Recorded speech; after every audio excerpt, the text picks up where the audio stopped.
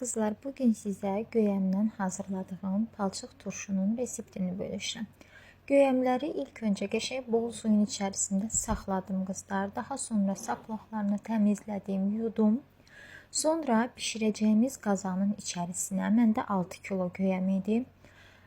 Qazanın içərisinə göyəmləri tökdüm. 1 stakan da üzərinə su tökdüm.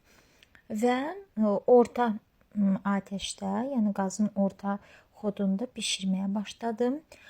Qapağını ara bir açırsınız, gördüyünüz kimi qarışdırırsınız.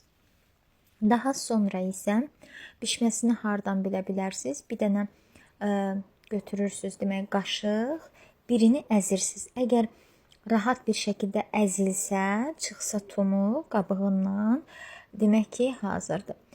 Daha sonra isə çaydanda qaynayan suyu qapaqlarımın üzərinə töküb kənarda saxladım.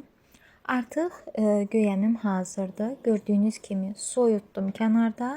Daha sonra aş süzəndən keçirdim qızlar. Belə keçirtmək çox da rahat deyil.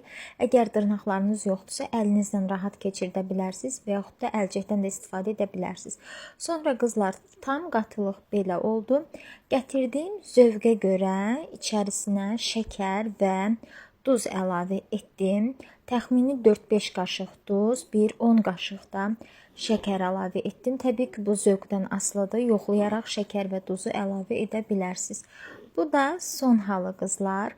Mən xüsusilə balıqla yemək üçün hazırladım. Çünki biz qışda balığı çox sevirik və xüsusilə də bu turşu iceberglə, balıqla çox möhtəşəm gedir qızlar. Hər birinizə də məsləhət verirəm, məsləhət görürəm.